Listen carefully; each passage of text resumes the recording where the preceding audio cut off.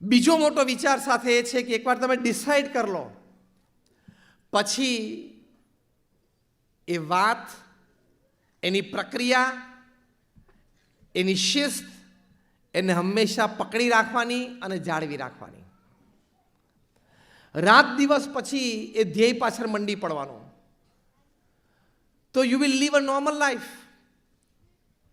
Fill સુધરલેન્ડે એક ઇન્ટરવ્યુમાં એમને પૂછવામાં આવ્યું કે કદાચ કોઈ એવું દવાનું સંશોધન થાય કે દવાના કોર્સથી આ ટાઈપ 1 નીકળી જાય, ધારો કે કદાચ સંશોધનો તો ખૂબ ચાલુ જ હશે, પણ એવું સંશોધન થઈ ગયું, ધારો કે જેમ માથું દુખતું હોય ને એક ગોળી લઈએ છીએ અને સૂઈ જઈએ તો સવારે આપણે ફ્રેશ થઈ જઈએ છીએ, એવી કોઈક દવા શોધાઈ ગઈ ધારો કે ટાઈપ 1 ડાયાબિટીસ માટે, અને જે કંઈ એનો કોર્સ હોય, મહિનાનો, 3 મહિનાનો, 6 મહિનાનો, જે કંઈ હોય, અને એ કર્યા પછી આ ટાઈપ 1 ડાયાબિટીસ એટલે કે આ જુવેનાઇલ ડાયાબિટીસ સંપૂર્ણ નાબૂદ થઈ જાય એવી દવા શોધાઈ જાય તો તમને કેટલો હરખ થાય, એવું ફિલ સુધરલેન્ડને પૂછવામાં આવ્યું. ત્યારે ફિલ સુધરલેન્ડે એવો જવાબ આપ્યો, બહુ આશ્ચર્યકારક જવાબ એમને આપ્યો કે એ દવા જો શોધાઈ જાય ને હું દવા લઉં ને મારામાંથી ટાઈપ 1 ડાયાબિટીસ નીકળી જાય ને તો પછી મારે એબનોર્મલ લાઈફ જીવવી નથી, મારી આ લાઈફ નોર્મલ છે. હું એ રોગમુક્ત થઈ જઈશ ને તો મારી એબનોર્મલ લાઈફ થઈ જશે, કારણ કે અત્યારે મારી સિસ્ટમ સેટ થઈ ગઈ છે. મારું ઉઠવાનું, બેસવાનું, એક્સરસાઇઝ, ડાયટ એ બધું એટલું સેટ થઈ ગયું છે ને કે મારે જોઈએ છે, કારણ કે હવે મારે બીજી લાઈફસ્ટાઈલ જોઈતી નથી. એટલે તમે જેને નોર્મલ માનો છો ને એને અમે 113 જણા રાઇડ ઓન ઇન્સ્યુલિન સંસ્થાવાળા અમે એને એબનોર્મલ માનીએ છીએ. એટલે તમે જે જેડી બાળકો બેઠા છો ને એમણે આ વિચાર કરવાનો કે સ્ટેજ ઉપર બેઠા અમે બધા એબનોર્મલ છીએ, નોર્મલ તો તમે જ છો. નોર્મલ અને ગુડ લાઈફ તો તમે જીવો. Set your system. તમારી સિસ્ટમ તમે સેટ કરી દો તો તમે એની સાથે સેટ છો. જેમ જો દુનિયામાં જુદા જુદા પ્રાંતમાં લોકો રહે છે, એ પ્રાંતના વાતાવરણ વ્યવસ્થા પ્રમાણે ખાણીપીણી કે પહેરવેશ બધું એને રૂટીન થઈ જાય છે.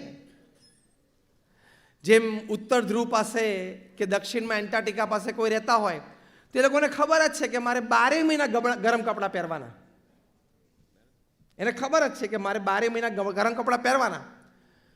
તો આપણે એમ સમજીએ છીએ કે આને બિચારાને 12 મહિના ગરમ કપડાં પહેરવાના, હા કે ના, એવું સમજીએ છીએ ને, યસ ઓર નો? એ લોકો શું કહે છે, મારી માટે નોર્મલ છે. એ અહીંયા આવે ને તો એમ કે તમે લોકો એબનોર્મલ છો, તમે લોકો ગરમ કપડાં પહેરતા જ નથી.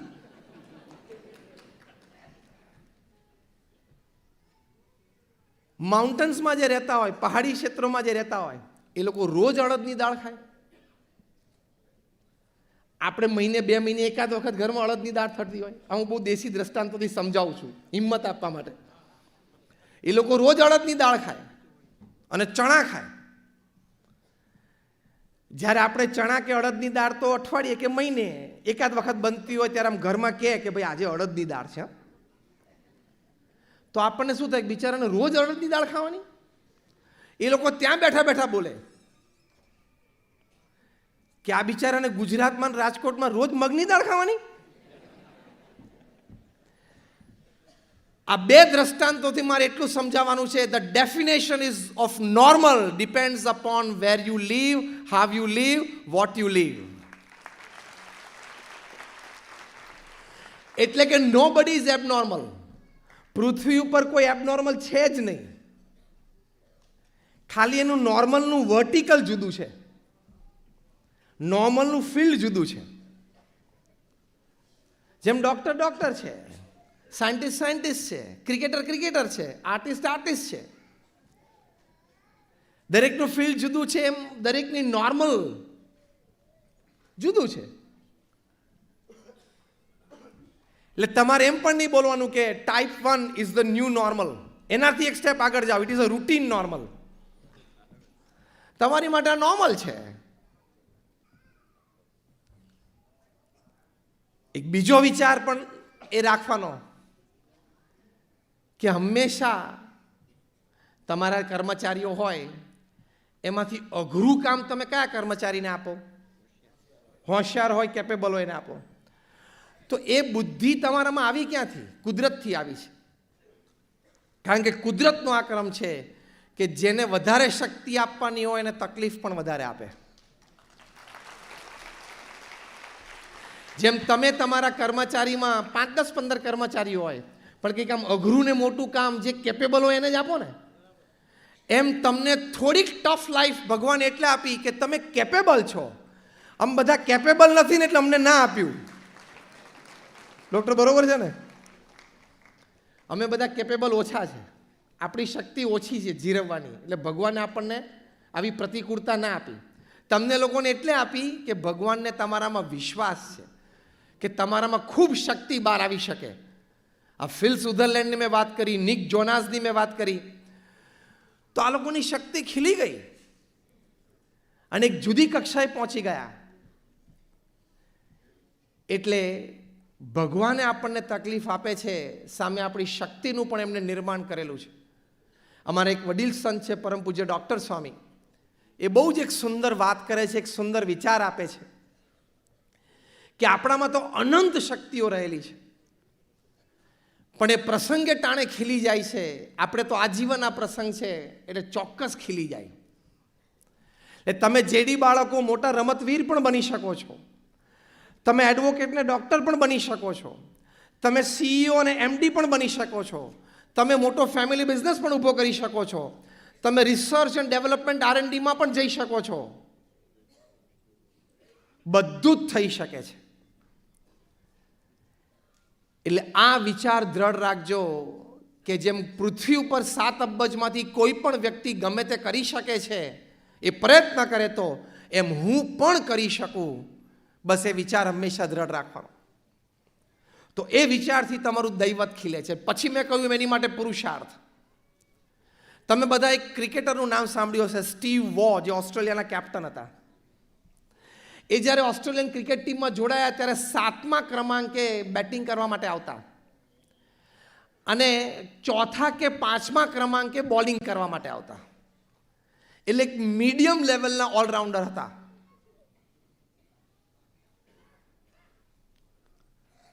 એમની કારકિર્દી ખૂબ જ ઉજ્જવળ રહી. One of the world's most successful captain રહ્યા. એ રિટાયર થયા ત્યારે રીડર્સ ડાયજેસ્ટે બહુ સુંદર આર્ટિકલ લખેલો અને આર્ટિકલનું ટાઇટલ બહુ સરસ હતું. હજી મને યાદ છે title, the gentle side of cricket tough guy. એમાં એમણે લખેલું, સ્ટીવ જોબ્સ ઇન્ટરવ્યુમાં બોલ્યા કે હું 7મા ક્રમાંકે બેટિંગ કરતો હતો, 4થા કે 5મા ક્રમાંકે બોલિંગ કરતો હતો, પણ મેં નક્કી કરેલું કે એક દિવસ હું ઓસ્ટ્રેલિયાનો કેપ્ટન થઈશ.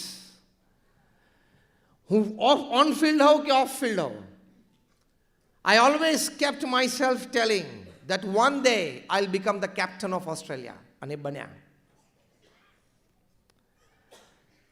એમ આવા ઊંચા અભિગમ સાથે તમે હંમેશા જીવો તો કામ થઈ જ શકે.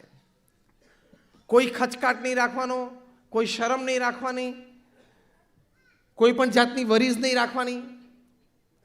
અને આપણી ઉણપ છે તો એ ઉણપને તાકાતમાં ફેરવી નાખવા માટે પરિબળો પણ ઘણા બધા છે. એટલે આ ઉણપને તાકાતમાં ફેરવવા માટે એક બીજો વિચાર આ છે કે તમારું એક વ્યવસ્થા તંત્ર, એક વાતાવરણ, આજુબાજુના સંઘ અને સાથીઓ પણ એવા રાખો કે બધાની તાકાત ભેગી થાય.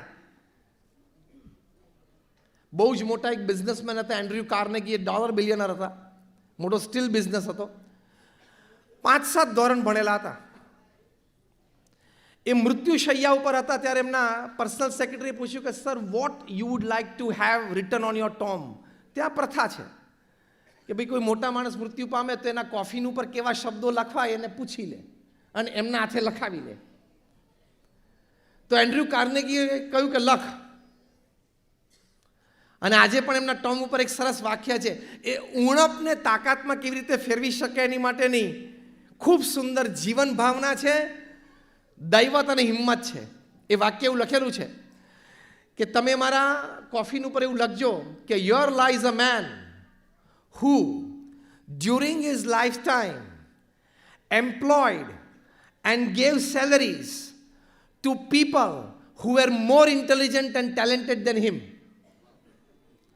કે મારા કોફીન ઉપર તમે એવું લખજો કે અહીંયા એક એવો માણસ સૂતો છે કે જેણે પોતાના જીવનકાળ દરમિયાન પોતાથી વધારે બુદ્ધિશાળી, પોતાથી વધારે હોશિયાર એવા લોકોને પોતાને ત્યાં નોકરીએ રાખ્યા અને એને પગાર આપ્યા. એવું લખજો કે પોતાથી વધારે બુદ્ધિશાળી, પોતાથી વધારે હોશિયાર એવા માણસોને પોતાને ત્યાં નોકરીએ રાખ્યા અને એને પગાર આપ્યા. એવું લખજો ને એવું લખેલું છે. એટલે ઉણપ જ નથી. તમારો અભિગમ ઊંચો હોય ને તો તમે તમારાથી પણ વધારે ઇન્ટેલિજન્ટ માણસ કરતાં વધારે કામ કરી શકો છો. એટલે આવા અભિગમો સાથે તમારે જીવવાનું. ક્યારેય નિરાશા, ડિપ્રેશન, સ્ટ્રેસ આવવા જ નહીં દેવાના.